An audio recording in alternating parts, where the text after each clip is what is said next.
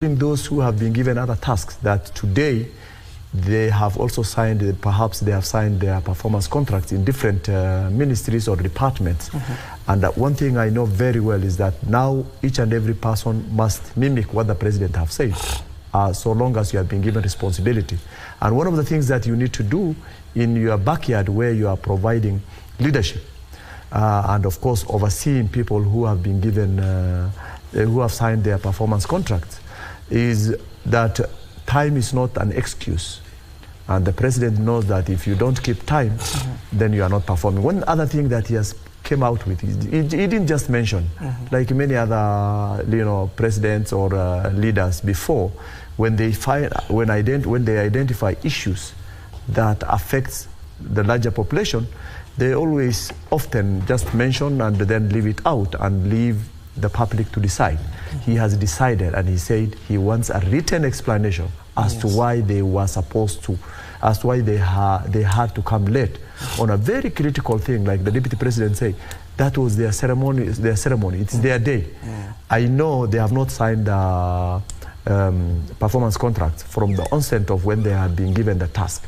Probably there were quite a number of things which has picked up, or which I have picked up in terms of why.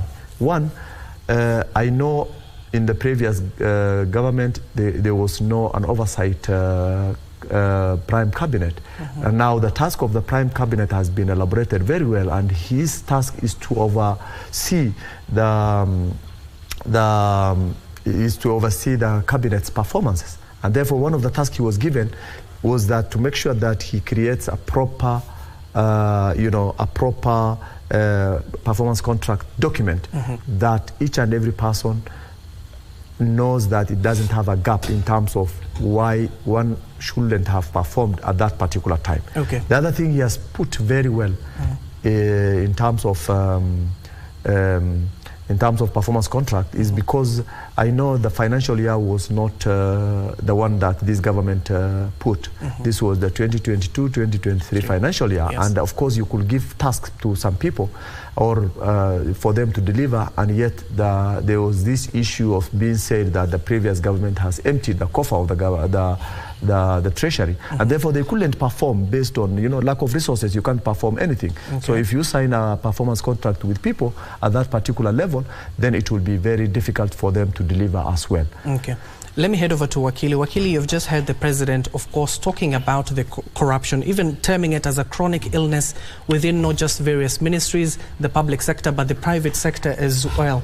You have just heard him. He has just announced some measures. He has talked about the pay bill numbers in various ministries should be shut down, and since today, from the 1st of August till the end of this particular administration's time for the next 5 years, it should be the pay bill of the Treasury up and running as well. Will that even curb the corruption menace that we have been witnessing in the public sector? Thank you so much for inviting me for this show. I want to say that now our president has started leading from the front. And I guess we can give it to him that now he has woken up to and risen up to the occasion. This is the kind of president I've been knowing all along. I was wondering for the last 1 year where he was. But as Dr. Ari has put it, could be it's because he didn't have the funds, the budget had not been passed, and he didn't want to task his people vis-a-vis lack of resources. So he wants them to work from a point of comfort when he knows, I've given you a certain amount of money, and let me task you to see what it is that you can do. Let me see your performance out of it. Constitutionally, the president has spoken to the heart of the Constitution because he's talking about accountability. But accountability aside, there is the aspect of contracting. He has been contracted by the Kenyans, and he answers to Kenyans. So he has risen up to the occasion that you people give me work, let me do the work. And how best do you do this work? By tasking the people you've put in place to ensure that they adhere to the conditions and terms under which you want to operate. That is when now you lay your philosophy, you start telling them, this is what I expect out of you. Previously, everybody has been running around. Some ministers have been going around even abusing neighboring states. Others have been running around saying, oh, we are going to do farming in Zambia, and then we pay farmers in Zambia and bring food here, which does not make sense. From here is when we want to start seeing clear-cut measures which have been put by government to alleviate the poverty in Kenya. The president is also anticipating a scenario whereby there are supposed to be talks which are on the offing with the opposition in terms of how do we steer this country ahead, how do we reduce the cost of living, and I think he has already jumped into the tray fast, so that he lays the strategy from his side, because when you talk with the opposition, they can only give you suggestions. The task has got to be performed by you, and that is, I think, what he has started on. And of course, just on the corruption issue that Wakili has put it very well, I think the president has gone down to the bottom of the whole issue by even identifying an officer in Ministry of Transport. Yes. I wish, you know, again, on the other statement that he has made, that just take note of this, as he mentions to his CSS and PSS, that if I know more than you do with what you are supposed to do in your ministry, just know that there is a problem. And the problem is, when he mentioned someone just down there in the ministry saying this person is untouchable. Yes. I wish he could also mention some few other people in the Ministry of Lands, some registrars, senior registrars, people who have made money out of the public by snatching their property or putting them in a very awkward situation. I think those are the ministries. There are quite a number of ministries that need to be cleaned up. And of course, we don't just ask them to leave. We must know as a public servant where they ventured in to get all those resources. Because sometimes you will realize that people make a lot of money. They are holding an office, public office, and they can't account for that money. I know there are people who have been snatched their properties by registrars.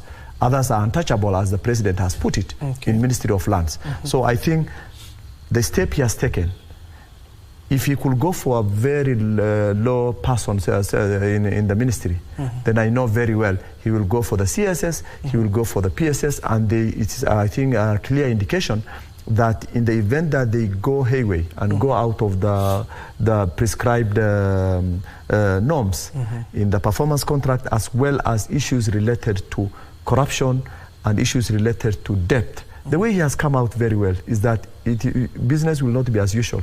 He says he will look at issues of debt, because we will not want to have a lot of debt in this country. We already have a lot burden on ourselves. Number two, he says corruption will not move on. And there is a clear indication that the president is taking this country in the right direction, in that he's pointing out key issues that we always knew was a problem in terms of addressing it. At the top layer there, always the person who serves used to be the person on the ground here, the lower, cadres. Now the focus has moved to the higher cadres. So I think corruption is also one of the things he has looked at it very keenly in his discussion, and I tend to think if that is not just a hearsay, or is not just saying, and it is actualized, and it materializes in terms of making sure that it has been effected in every ministry, then I think there will be a lot of resources that will be reduced from wastage and come back to the government coffer and provide more effective services to the citizen of this country, whom he said we are all employed by the citizen of this country, because they are the taxpayers. I think the ultimate taxpayers. And of course, there's one thing that made me spot in his speech. The president talked about issues of cost of living, job creation, and of course issues of prioritization of government response or priorities. I think at that point the president was not talking about the performance contract. He linked it, but he was trying to explain to the opposition who have been pointing out the cost of living versus government not doing anything. I think he has clearly elaborated in terms of what plans the government have in terms of reducing the cost of living. He has mentioned issues of electricity. Yeah. He has mentioned issues of productivity in terms of farming, reduction in fertilizers and those others. And of course, he applauded Kenyans the way they have gone into the farms, and we expect a lot of food to be produced. And if Kenyans are given opportunity, not selling their product outside the country, but this product is sold within the country, yes, Kenyans will have food on their table. And then, of course, they will have some money in their pocket. But now, who is supposed to do that? Of course, the person who is supposed to do that is the government. The government must put modalities in which farmers, once they have, produce their produces and bring it to the market, the government should, the cereal board should take all of them and, give money to farmers and keep that food for purposes of using tomorrow when the droughts hits the country, because this is a phenomenon that will be continuous. There's only one other point I wanted to mention is in terms of the president pointing out issues of tax expansion. He said for us to provide proper services, he said we must also expand in our tax collection. I think Kenyans should pay tax. That is obvious, because if you want services, that is the point. But again, is the modalities in which we collect our tax efficient or effective? It is something that he mentioned also, that he will want to put everything in one coffer, and it is the Treasury and the Ministry of Interior that will be in charge, and all tax collected will go into one account. That way you are able to quantify the amount of money that comes in and minimize the leakages.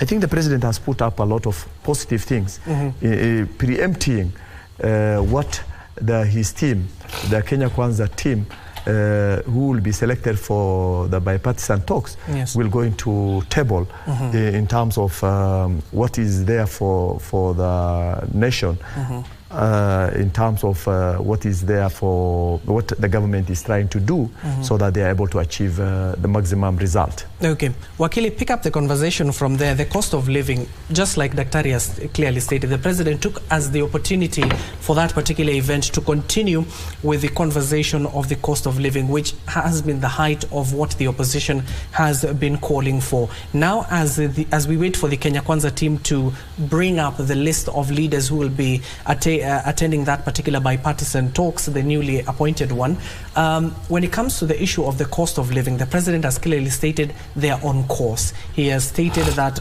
the economic blueprint he laid out, him as well as his cabinet secretary are currently working. From where you sit, is that the case? I couldn't speak for them authoritatively, but what I know for starters is that the issue of fertilizer, the subsidies to the farmers, is going to be a key plan in terms of delivering the cost of living coming down. Because Kenyans largely, when we talk about the cost of living when it comes to Kenya, is the issue of food and the issue of travel.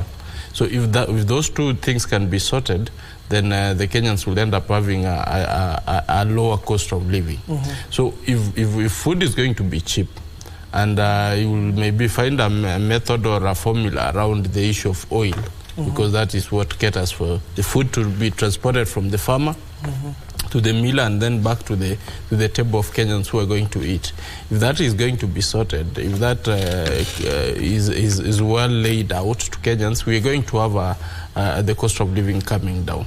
Other than that, also I will want to say that the aspect of tasking his ministers to ensure that the bureaucracy is cut down and they answer to the issues of mwananchi.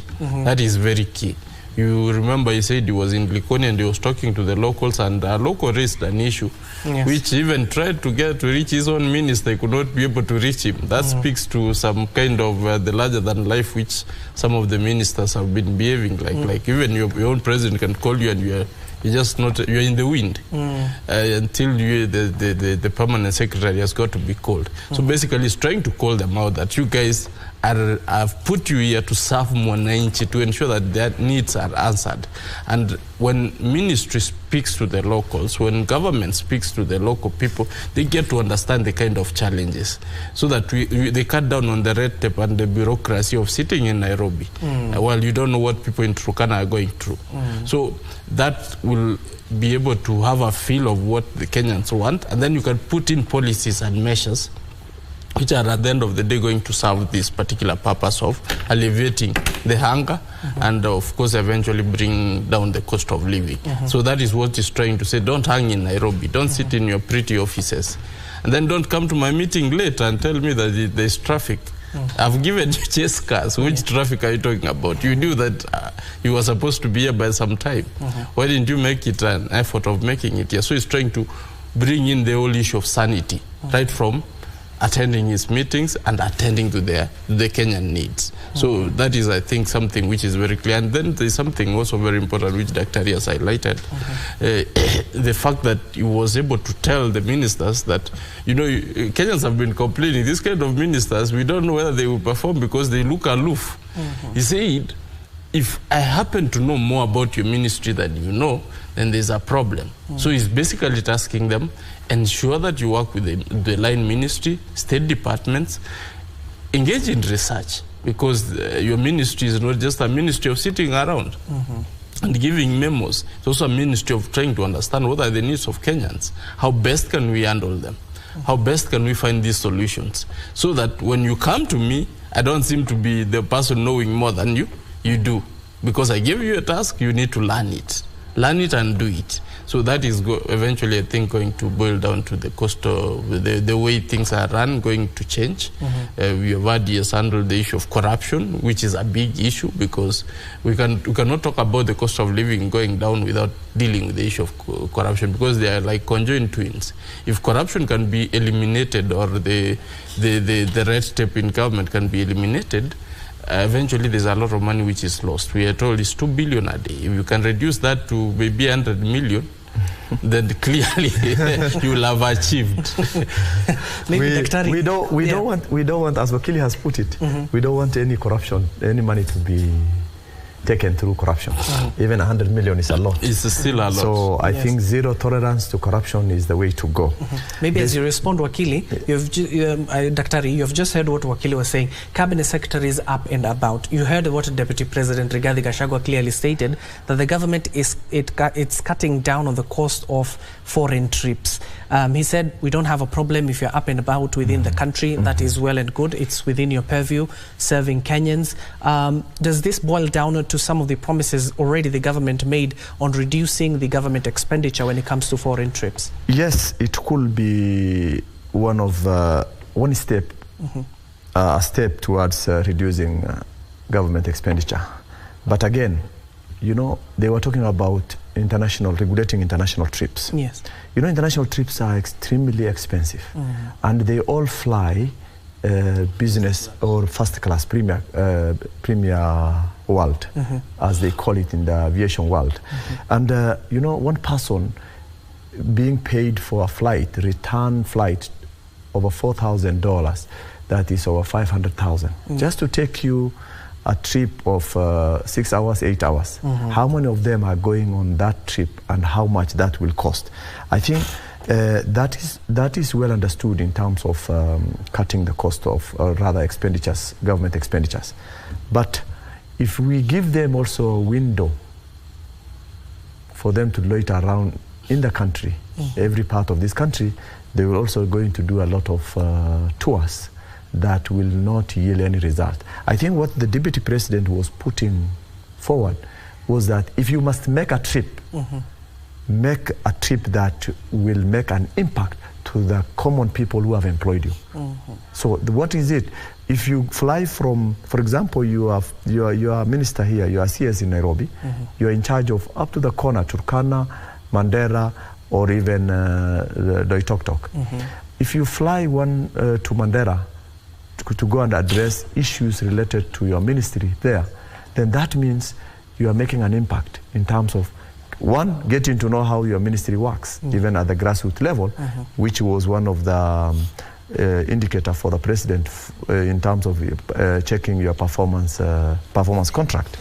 Secondly, if you make a trip just because people are going for burials, or just because a friend of yours is wedding, or just because you are doing a Thanksgiving and at the cost of government coffer, then you are not making any sense. You better just continue flying outside the way you are doing. So I think what the Deputy President was trying to imply is that make trips that will be useful and helpful to the people who have employed us, and then making sure that the cost will not be as hefty as when you are making a foreign trip, and ensure that you make a priority in which kind of, the key word he has used is having a priority in terms of which kind of trip you should respond to. Otherwise, people will want to call you for their events, and those events does not necessarily mean it is useful to the people who have employed you. The other thing that we cannot differentiate in terms of whether you are going for a private event and you are using your resources, or whether you are going for official event and you are using government coffer, it becomes very difficult for one to differentiate that when you are a CS or a PS or a senior government official. Why? The vehicle you are using belongs to the government. Even if you fuel it, already there is a wear and tear. The security who are going with you are also paid by the government, the taxpayers. You know, where you sleep, of course, the security will be provided with when you go on that ground because of the state, the office you are holding. All those comes to cost.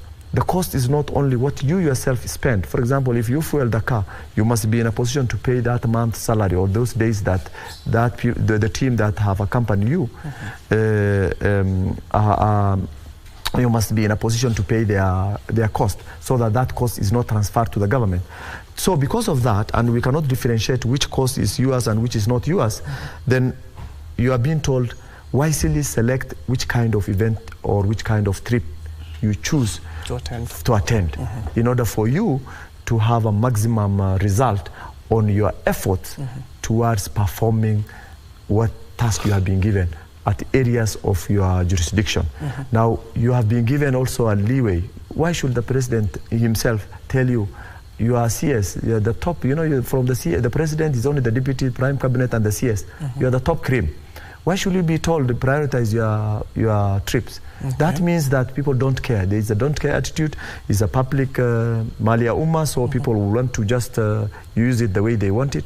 So I think those are the things he's capping, and I tend to think within that approach, a lot of frameworks will come in terms of how they're going to regulate foreign trips as well as even national trips within the country. So I tend to think the direction that today both the president and the deputy president have taken in terms of explaining what it entails, the performance contract. I think it's not what people were ritually thinking about, a ritual thing that needs to be just signed. It is something that obliged you, and it crosses across all aspects of your performance, including the people who will be accountable to your services. Who are the common wananchi, who are supposed to give you directions in terms of what you are supposed to do. For example, my brother, you may want to assess, you are a citizen of this country, you want to go and see a CS. You know, for you to see a CS, you will not even have an access to get to the floor that he is in, that office. And yet, you are the one who is paying him. I think access to the public should be also one of the things that the president should look at in terms of his senior officials, so that they listen to the common wananchi. There are those ones who will come for individual issues, there are those ones who will come for community issues, and there are those ones who may want to just come and give them information in regards to how best they are going to perform their job. It does not necessarily mean that once you are appointed a CS or a PS, you are super in terms of doing everything. That is why the president was saying, you have all the resources with you, learn from there, do research, let your team, technical team, empower you with all the information within that ministry, and then you are able to disseminate and advise the president on the actual things. If the president starts advising you within your ministry, just know you are on your exit in terms of reflecting on a performance contract. Okay. Thank you. Let me head over to Wakili. Wakili, the president also took the opportunity to respond to the religious leaders. We have seen for weeks they have been calling on the president to forego the Finance Act 2023, and of course following that particular ruling by the Court of Appeal, we do know that the case is currently before the Supreme Court, awaiting Justice Martha Koome if she'll appoint a bench to hear that particular case, or it will be the Chief Justice herself leading that particular bench. The issue is, should we take that indication from the president that the government is not even thinking of altering the documents itself? I think the president is just trying to steer clear that we are in court, let the courts decide, because much as the government was given a leeway to collect the monies, it does not mean that the act is now fully legal. Those are issues which are going to be argued in court. And I've spoken in various forums and said that, you know, at the end of the day, we are likely to have two scenarios. If the Okiya Omtatah side do prove that there is actually provisions of the law which were broken, especially the Constitution, the court cannot be able to whitewash that. It's not going to do some clear makeup on the same. It's actually going to say that those sections will be either be removed from the act, or will give a framework on how they should be handled. For example, if it's for example, let's just for argument's sake, let's say the housing tax now. Yes. If they realize that there's no clear framework of implementation of the same, and you cannot expend Kenyans' money without a clear framework, the court will suspend that for the moment and maybe give them a year to regularize. So once the laws are in place, then it will take off. So those are some of the provisions which are leeways which the court can be able to look into this act, so that at the end of the day we don't end up offending the law in the name of trying to collect taxes. So that one has got to be very clear. And it has been done. It's not like it's new. We have had sections of various acts being struck off. Some other acts have actually been rendered nugatory because most of the sections have actually been plucked off because they go against the provisions of the Constitution. So the premise under which Omtatah went to court was on that basis, that actually he had noted 6 areas, 6 or more areas which the Finance Act was actually offending the Constitution. So if Okiya Omtatah proves, because court works with proof, you don't just allege. If he proves vis-a-vis what the government is going to say, then eventually we'll have those sections being struck off, or recommendations being given that they can be suspended for the time being as awaits the government to, because you also need to also look at the intention of government. What is the intention? The intention might be good, but then the way you have framed it is wrong. So you're given a chance to regularize. You saw the issue of KMC. When people went to court, when the former president gave it to the military, through a decree, through a gazette notice. So among other things, the gazette notice was said to be wrong, and there's no provision for that. They were told, we have to suspend that for now, but then we have given you a year to regularize that process.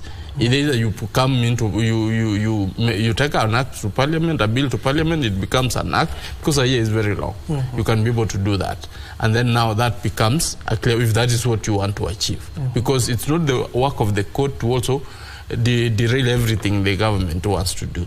Because the government is not mad. They must have had some good intentions. So the court will be able to look at those intentions, and then be able to look at the law, and then be able to give the necessary recommendations. If there are those ones which are outrightly wrong, then they will be struck off. I think as Wakili has put, go ahead. I wanted to ask on the same issue, given that we do understand there will be now a joint committee between Azimio and Kenya Kwanza, and you do remember the bipartisan parliamentary committee led by Murungara as well as Otiende Amolo on the Azimio side. Azimio side clearly stated if there's going to be any political goodwill to bring them back to the table to discuss some of these pertinent issues facing Kenyans, maybe the government should review or place the Finance Act back to parliamentarians so that they can review that particular document. From the standings of the president today, and we do know the case is in court, do you think this will augur well with the committee that is set to sit? Yeah, I think we shouldn't mix two things. One, the parliament have done their job, and that's why we took them there. And therefore they drafted a bill, the bill has been approved, and the president has accepted to it. Therefore, I think this does not allow other avenues to discuss. The avenue available only is where Wakili has mentioned it very well, that in the event that there is an issue in regards to the Constitution as well as the Act, then there are issues that needs to be identified, and if it requires a bit of amending or looking at it, that the Supreme Court will go in to decide on that. It has nothing to do with a bipartisan team. The bipartisan team were very clear on what they wanted. Although cost of living was not part of it, and it is just a way of just, you know, playing up with the mind of the common wananchi who have been put into the street to go and, you know, demonstrate, you know, do destructions of other people's property, and of course others have been killed, police have been killed. They are trying to pull in this, but in the discussion there, as a politician, yes. I'm talking as a politician now, as a politician, when you look at the issues of discussion that has been tabled, it has nothing to do with the cost of living. For example, they say they want to review the election the service. Service issues. They said they are looking at issues of the issues of the reconstitution of IBC, the cost of living. Cost of living is something which was just added, but the still inclusivity. Cost of living. Inclusivity. Yes. That's the point I was looking for. And when you look at it very keenly, we wouldn't have gone to demonstrate and cause all those chaos and even kill young men and women who, in the process of demonstrating, they had to lose their life. Those issues were earlier on mentioned, that it is something that can be discussed within the boardroom, and it has been the wish of the government that if we discuss these issues in the boardroom, we are likely to get a good result than going to the street. So those bipartisan issues, discussions that will take place, is looking for, you know, the way it looks like inclusivity. What do you mean by inclusivity in terms of you have been defeated? And the government is being run by people who have been elected by Kenyans. You went to court and everything has been sorted out. Supreme Court decided, you know, agreed with IBC that this government, Kenya Kwanza, is legitimately elected. So if you bring out again the same issue, for example, the server is open. Let's review the IBC server. So the result shows that you have won. But what will that help you with? Because there's no way that the current government will reverse and say, because you won, then we give back the seat to you. So there are some things which are not very clear. So the bottom line, with all those things surrounded by the discussion, is I think inclusivity is the key thing which has come out. And that is Nusu Mukate government, which, if we go that direction, we will have a lot of problems. What problems? There will be no need of having elections in this country. If at any one time those two oppose each other, or the one who wins and the one who loses, both of them occupy an office, then there is no democracy. People who have talked about democracy, like the states, I mean, there are many of them, they talk about, you know, we inherited the democracy issues from the states. And if democracy is all about the will of the people and making sure that the people they place for their leadership is the ones who are going to govern them, then there is no way again in a boardroom, the so-called bipartisan chart, that will going to change the whole tactics and have a government of inclusivity, which opposition and the ruling government will be doing the same work. So I think the bottom line is that they are trying to look for Nusu Mukate, and that I don't think if Dr. William Ruto will going to accept that in his government, and I don't think if he wants his future, I mean for 2027, his last term to be moved very well, we don't want anyone who has been defeated to come into the government. Let them bring suggestions on how they want to improve the life of Kenyans through the so-called cost of living. Let them come up with a roadmap outside the roadmap that the KK government has given out. Thank you. Given that we have run out of time, and of course we are eating into the time of Tamrini, I can see my colleague Nancy Okware already in the studio. Let me come to you, Wakili, just a few seconds. Just give us your final remarks as to what pertained to the speech made by the president. I think I'm a happy Kenyan, and I'm happy that the president is really rising up to the occasion of what Kenyans expect out of him, because Kenyans voted for him. It's no longer about now elections. I don't think there's anybody disputing the election or this election. It's his time to work, and he has laid out the plan. Now, what I'm anticipating to see is now seeing the president now give a roadmap, a blueprint of what he expects to achieve, or what we should expect him to achieve, and how that is going to boil down to helping Kenyans and making the Kenyans' life, Kenya, a livable place. And then the other option, the other one is, of course, to see prosperity for our country. Okay, thank you, Daktari. Mine is just one. I think the president has mentioned two critical things that made me happy. There are Kenyans who have become poor because of doing business for the government, and they have failed to pay them for years, the pending bills. And now that he has said we must come up with measures to reduce pending bills.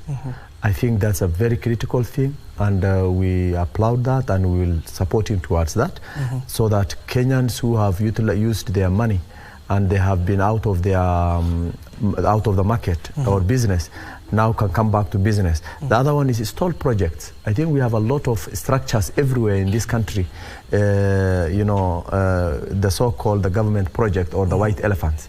And every other person, whenever you occupy the office, as if the government is new, you are the one who is new when you are employed or when you are elected in certain office. But the government project is not new. And therefore, he said also he wants to see all stalled projects completed within this year. And he has allocated funds for that. And that's also another great thing, that the face of the government will going to be changed. Okay. I think that is the only thing I will say in terms of all the others that we have already okay. Thank you so much. Thank you so much. That is Dr. Issack Hassan, a political analyst as well. To his left is Gibson Gisore, constitutional lawyer. Of course, the president has said a lot more we could have discussed, but we are out of time. Unfortunately, if you're just joining us, that was the conversation that was precipitated by the speech made by President William Ruto at State House this particular morning. And this afternoon, the conversation will be carried on into Tamrini by my colleague Nancy Okware, who's already here in the studio. And of course, do stay for that particular speech that is coming up, as well as the debunking of what the president has touched on. He has touched on numerous issues, from the corruption issue to the developments that are geared to start off in later. Of course, he has told the cabinet secretaries to finish those particular projects. He called them the white elephant projects by the end of this particular year. My name has been Abdiaziz Hashim for this particular morning on News Check, and my co-anchor this lovely afternoon has been Lensa Odingo. Do stay tuned for Tamrini. It's up next.